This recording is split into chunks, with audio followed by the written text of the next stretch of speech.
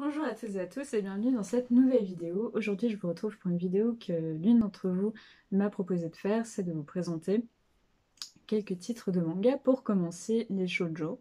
Donc les shoujo sont des mangas à destination des jeunes filles principalement. Et du coup je vais vous présenter des shoujo et quelques yaoi, donc des romans d'histoire d'amour homosexuels qui je trouve rentrent dans la catégorie shoujo parce que ce sont des histoires toutes douces et vraiment sympas. Donc cette vidéo s'adresse aux personnes qui voudraient débuter cette littérature et c'est un style de manga qui mérite d'être davantage connu parce que c'est vraiment très mignon et ça fait toujours du bien de lire de bons shoujo. Donc il y en aurait beaucoup d'autres. Moi je vous montre juste ceux auxquels j'ai pensé immédiatement en préparant la vidéo.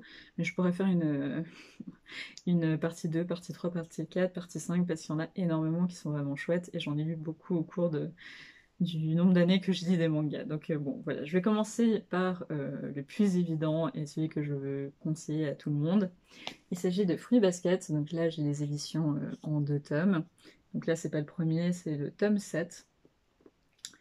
Donc les éditions Tonkan font ces doubles éditions. Donc Fruits Basket, je vous montre juste peut-être un peu les dessins. Fruits Basket parle de Toru, donc la jeune fille ici, qui a perdu ses parents et qui vit toute seule et qui va se retrouver dans une famille où les membres de la famille sont maudits et se transforment dans les 12 animaux du zodiaque. Et elle va se retrouver chez le chat et la souris du zodiaque qui se détestent. Et voilà, c'est une histoire très très belle, à la fois assez sombre. Il y a une histoire de malédiction, etc., mais en même temps très douce parce que Toru est une personne magnifique et très attachante. Il y a beaucoup de mystères, il y a beaucoup de choses qui se passent, c'est vraiment super et c'est un très très beau manga qui a déjà un certain nombre d'années, donc c'est un manga assez ancien, mais enfin qui a je pense qu'il y a 15 ou 20 ans à mon avis, enfin peut-être que je me trompe, mais moi j'ai lu assez jeune. Donc voilà, je les adore et puis ces éditions avec 2 tomes à chaque fois, c'est très, très pratique parce que ça se lit très vite et on a envie de connaître la suite, donc voilà, je vous le conseille très fortement. Ensuite, bon, bah, en ce moment, je ne pouvais pas ne pas vous conseiller la saga Horimiya parce que je les lis à chaque fois qu'un des tomes sort. Donc voilà. Donc je vous ai pas dit, mais Fruit Basket c'est de Natsuki Takaya, si jamais. Et Horimiya c'est de Hiro et Daisuke Ajiwara. Donc ça parle d'une jeune fille qui est très populaire et d'un garçon qui ne l'est pas du tout, qui a l'air d'être un nerd et qui en fait s'avère être un jeune homme qui a des piercings et des tatouages. Et c'est une histoire d'amour toute mignonne là aussi. Très sympathique, que j'aime beaucoup. Très drôle, je rigole beaucoup en lisant Horimiya. Donc voilà, je vous le conseille. Les dessins sont vraiment très sympas en fait. Vous voyez, c'est vraiment manga un peu moins travaillé que le style de Natsuki Takaya, mais très sympa. Et je vous le conseille fortement. Ensuite, je vous conseille la série Cheeky Love de Mitsubashi Miyuki. Donc j'ai pas retrouvé le tome 1, je sais pas où il est. Je pense qu'il doit être dans un de mes sacs parce que je les relis de temps en temps. Et donc ça parle de Yuki qui est donc elle est ici, qui est la manager du club de basket Enaruse, qui ben, fait du basket et du coup il tombe amoureux et c'est marrant parce que Naruse a un très mauvais caractère. C'est vraiment sympa. C'est une série en beaucoup de tomes, donc un peu comme Free Basket. Voilà, Fruit Basket, il y a 13 tomes. Là, non, Fruit Basket, il y a 21 tomes. Oh, je sais plus, je suis désolée. J'aurais dû faire ma recherche avant. Mais en tout cas, il y a beaucoup de tomes. Celui-ci aussi, je crois qu'on en est déjà au 12e ou 13e. J'ai pas acheté les derniers, mais ça ne va pas tarder. Ça se lit très bien. C'est des dessins vraiment typiques de shoujo. Vraiment très sympa. Et c'est une très très bonne histoire. Donc voilà, conseil aussi. Ensuite, j'ai lu Tan a coupé le souffle. Je vous ai pas parlé du tome suivant, mais que j'ai aussi lu.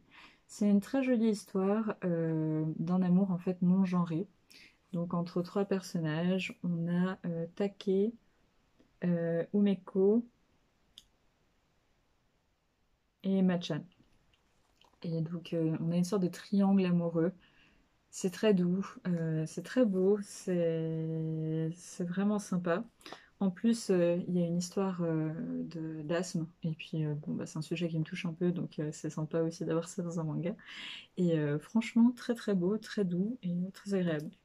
Ensuite, là aussi, une sorte de triangle amoureux, mais cette fois, je ne crois pas qu'il soit LGBT, en tout cas pas dans le premier, et que j'ai beaucoup aimé, j'ai hâte de lire la suite, surtout que c'est une série en 2 tomes. C'est Tsukasa Ayase qui est en deuxième année de lycée et qui doit accueillir chez elle 2 jeunes garçons.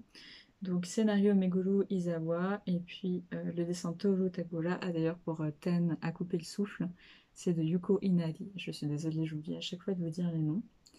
Et puis c'était très très très doux, très mignon. C'est une bonne manière de débuter à mon avis parce que c'est vraiment parfait pour débuter. C'est très mignon. Donc voilà.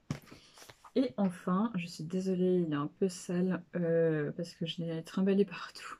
Et parce que je connais quelqu'un qui a fait un travail sur ce texte et du coup j'avais relu pour pouvoir participer à son travail, etc. Donc c'est Hidamari ka Kikoharu, entends-tu le chant du soleil de Fumino Yuki, qui est assez connu maintenant. Donc ça c'est un yaoi. Et ça parle de l'histoire d'amour entre un jeune homme, Kohei, qui a des problèmes d'audition, et un autre jeune homme. Et c'est très mignon, c'est vraiment adorable, c'est très bienveillant, très très chou.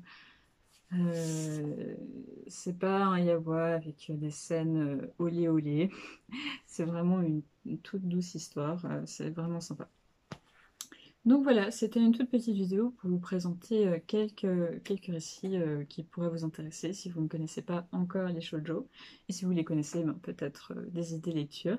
N'hésitez pas à me dire si vous en lisez, qu'est-ce que vous lisez, quelles sont vos histoires préférées. Je me réjouis de lire ça en commentaire. N'hésitez pas à laisser un pouce en l'air et je vous dis à bientôt pour une prochaine vidéo. Ciao!